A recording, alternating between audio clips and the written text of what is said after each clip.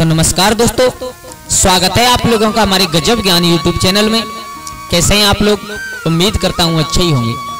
दोस्तों, आज मैं आप लोगों को एक ऐसी कहानी सुनाने के लिए जा रहा हूं जिसे सुनने के बाद आप लोगों को लगेगा कि हकीकत में पड़ोसी का महत्व हमारी जिंदगी में, हमारे जीवन में कितना हुआ करता है। पड़ोसी का सहयोग हमें कब किन परिस्थितियों में करना चाहिए, पड़ोसी का सहयोग हमें किन परिस्थितियों में लेना चाहिए। आ जाओ तो दोस्तों, कहानी प्रारंभ करने से पहले आप लोगों से मेरा एक निवेदन है कि अगर आप हमारे गजब ज्ञान यूट्यूब चैनल पर नए दर्शक मेहमान बंधु बनकर के आए हैं तो प्लीज हमारे चैनल को सब्सक्राइब करें और हो सके तो अपने परिवार और दोस्तों के साथ में शेयर जरूर करना। और हाँ, आप लोगों से एक विनती है, कृपया कहानी को पूरा सुनें, क्योंकि हम लोग कितनी मेहनत करके कहानी ढूंढ करके लाते हैं। अगर आप लोगों ने पूरा नहीं सुनी तो शायद आप लोगों की समझ में कोई बात नहीं आएगी और हमारी मेहनत पर पानी फिर जाएगा।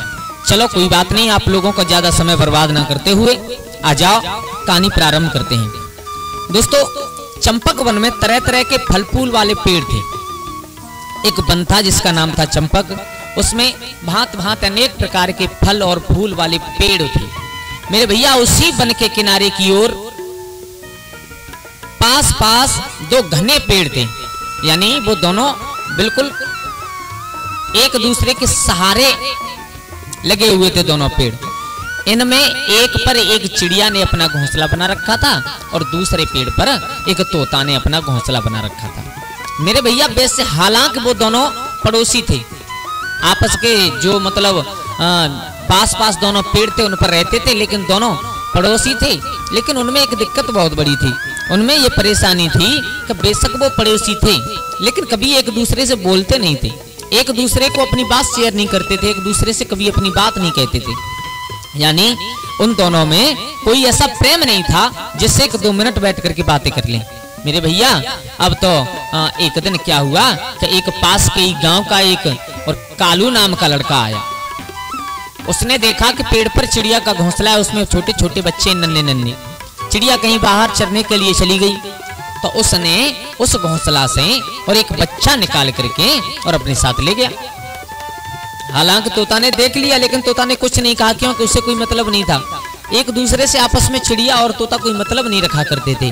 तो मेरे भैया, जब चिड़िया शाम को लौट करके आई तो उसने अपना एक बच्चा गायब देखा। बहुत रोई, बहुत चारों तरफ ढूंढा, लेकिन जब कहीं नहीं मिला तो अपने घोंसला में बैठ करके ऊंची ऊंची आवाज में, ऊंचे ऊंचे स्वर में रोने लगी। और जैसे ही चिड़िया रोई तो उस तोता के कान में आवाज पड़ी। अब तोता के दिमाग में एक बात आई, बोले इसे पूछें क्यों रो रही है। जब तोता उड़ करके गया, हालांकि तोता ने सब कुछ देख लिया था लेकिन फिर भी गया और कहा, चिड़िया बहन क्यों रो रही हो, बात क्या है? बोले क्या बताएं, पता नहीं हमारा एक बच्चा गायब है, पता नहीं कोई ले गया या उसे कोई जंगली जानवर खा गया या कोई चुरा करके ले गया, कुछ नहीं पता। लेकिन उस तोता ने एक बात कही, देखो चिड़िया बहन, आप रोना, आप रोना, जो होना है वो तो होकर के ही रहेगा। और मुझे मालूम है कि पास के ही गांव का एक लड़का उसे चुरा करके ले गया है। चिड़िया ने देखा, बोले तुमने रोका नहीं? बोले मैं कैसे रोकता, मैं अपने बच्चों के पास में बैठा और मैं अगर उसे रोकता तो वो मेरा और ले जाता। मेरे भैया, ऊपरी मन से चिड़िया को ढांढस बनाया और अपने घोंसले में जाकर के दोबारा बैठ गया। अब चिड़िया तोते के इस व्यवहार से बहुत दुखी हुई, बहुत विचार करने लगी, बड़ा बदतमीज इंसान है, बड़ा बदतमीज जीव है ये बड़ा बदतमीज जीव है जो किसी दूसरे के प्रति बिल्कुल भी हमदर्दी नहीं है। लेकिन करे तो करे क्या, क्योंकि उसने भी कभी उस तोता के लिए हमदर्दी नहीं दिखाई। मेरे भैया, अब धीरे धीरे धीरे धीरे समय व्यतीत होता चला गया। अब एक दिन वह कालू नाम का लड़का पास की जो गांव में रहता था, उसने आज क्या किया कि उसने आज चिड़िया का बच्चा नहीं उठाया, आज उस तोता का बच्चा लेकर के चला गया। तोता वहां पर था नहीं, लेकिन आज चिड़िया देख रही थी बैठी। चिड़िया चरने के लिए इसलिए नहीं गई, उसे मालूम है कि कोई बच्चे को चुरा ले जाता है। मेरे भैया, चिड़िया देख लिया लेकिन चिड़िया ने उसे रोका नहीं। जब शाम के समय तोता अपना पेट भर के वापस आया, उसने देखा, बोले आज उसके घोंसले से एक बच्चा गायब है, उसके घोंसले से एक बच्चा गायब है। चारों तरफ देखा लेकिन नहीं मिला। अरे अब वहां पर हो तो मिले, उसे तो कोई ले गया। मेरे भैया, अब धीरे धीरे जब चारों तरफ ढूंढा उस तोता ने, जब बच्चा नहीं मिला तो आज वो तोता बैठ करके ऊंची आवाज में रोने लगा। चिड़िया ने विचार किया, बोले बदला लेने का बहुत अच्छा मौका है, चलो। अपने घोंसला से उड़ करके चली चिड़िया और उसकी जिस डाल पर तोता का घोंसला था उस पर जाकर के बैठ गई। पूछा, भैया आज तुम क्यों रो रहे हो?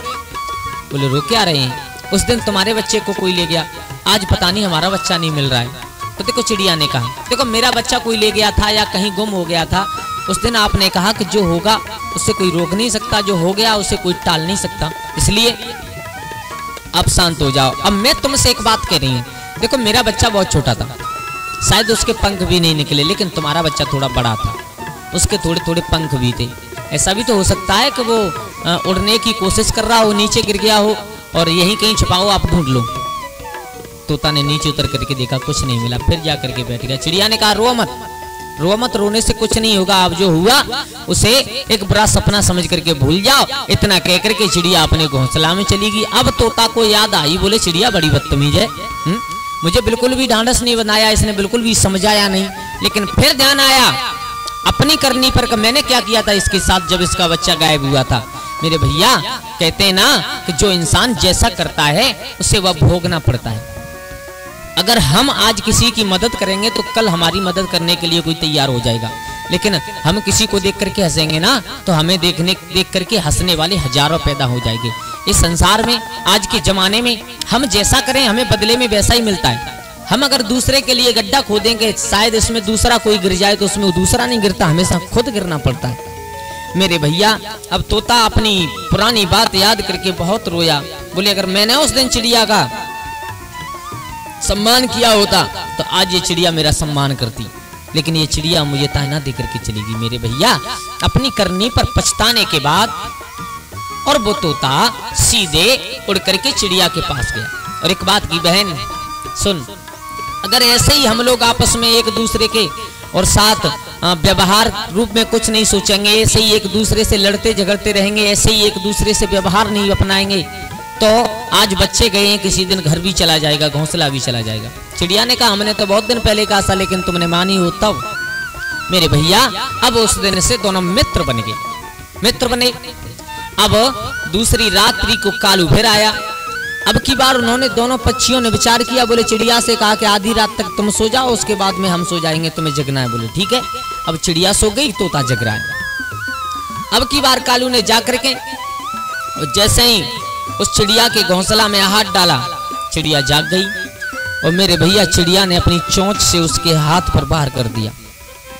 वो कालू की उंगली पर बार हुआ, रोता हुआ घर की तरफ चला आया। अब दूसरे दिन हुआ, अब संध्या होने वाली है। अब दोनों पक्षियों के दिमाग में एक बात आ रही है, बोले आज तो हमने अपने बच्चों को बचा लिया, लेकिन कालू कल आज फिर आएगा। एक दिन बचा लिया, आज फिर आएगा, अब क्या करें। तो देखो वहीं पर पड़ोस में एक और पेड़ था, उस पर एक चमगादड़ उल्टी लटका रहती थी, हमेशा उल्टी लटकी रहती थी। मेरे भैया दोनों पक्षियों को रोते चिल्लाते हुए देखा तो उस चमगादड़ ने पूछ लिया, क्यों रो रही हो, सारा हाल बताया। चमगादड़ ने कहा, तुम्हें रात्रि में दिखाई नहीं देता, हमें सब कुछ दिखाई देता है, और हमने अपनी आंखों से देखी है उस बेवकूफ कालू की हरकत। बोले क्या देखा है? बोले हमने ये देखा है कि तुम्हारे बच्चों को यहाँ से ले जाकर के बाजार में बेच देता है, आज फिर आएगा, लेकिन आज मैं तुम्हारा सहयोग करूंगा। मेरे भैया अब धीरे धीरे वो कालू नाम का लड़का और जैसे ही उस पेड़ के पास आया, एकदम चिड़िया चिल्लाई। चिड़िया को चिल्लाता देख तोता भी चिल्लाया, और जब तोता चिल्लाया चमगादड़ को मौका मिल गया। मौका लगते ही उस चमगादड़ ने और कालू की नाक पर जोर से अपनी चोंच से प्रहार किया, जोर से प्रहार किया। जब नाक पर जोर से काट लिया, कालू जोर जोर से रोने लगा, लेकिन वहां उसकी सुनने वाला कोई नहीं था। उसके हाथ से डंडा नीचे गिर गया, वह रोते हुए पेड़ से उतरा। घबरा कर कालू अपने घर की तरफ भाग गया। दोस्तों देखो, सहयोग करने से क्या होता है? सहयोग करने से ये होता है कि अगर पड़ोसी से हम लोग बना करके रखेंगे तो आज हमारे पास कोई संकट है तो पड़ोसी हमारा साथ जरूर देगा। इस कहानी में आप लोगों को यही सीखने के लिए मिला हमेशा कि कभी भी अपने पड़ोसी से दुश्मनी नहीं करनी चाहिए। वो दोनों जब अलग अलग रहते थे तो उसका फायदा उठा करके तीसरे ने उनके बच्चे चुरा लिए। जब दोनों एक हो गए तो उसे उसकी सजा जरूर मिल गई। तो मेरे भैया बुजुर्ग कहते हैं ना कि इंसान सवा मन सोने से मुंह मोड़ ले, लेकिन कभी भी अपने मित्र से, कभी भी अपने पड़ोसी से मुंह ना मोड़े। आपसी सहयोग से सहज ही बहुत सी समस्याओं को सुलझाया जा सकता है, आपसी सहयोग से। अगर हम सहयोग करना सीख लें एक दूसरे का तो समस्या ही खत्म हो जाएंगी। दोस्तों कैसी लगी आप लोगों को हमारी ये कहानी? अगर अच्छी लगी हो तो प्लीज हमारे चैनल गजब ज्ञानी यूट्यूब चैनल को सब्सक्राइब करें। हो सके तो अपने परिवार और दोस्तों के साथ शेयर जरूर करें। दोस्तों हो सकता है हमारी कोई सी बात आप लोगों को टच हो जाए, शायद आप लोगों को अच्छी लग जाए, शायद आप लोगों के जीवन में कोई प्रभाव पड़े। इसलिए हम लोग कोशिश करते हैं कि आप लोगों तक नई नई रोजाना एक नई कहानी पहुंचाने की कोशिश करते हैं। तो दोस्तों आज के लिए बस इतना ही। कल फिर मिलते हैं किसी एक नई कहानी एक नई चर्चा के साथ। तब तक के लिए सभी लोग आनंदित रहिए, खुश रहिए। जय श्री राधे, जय श्री राम।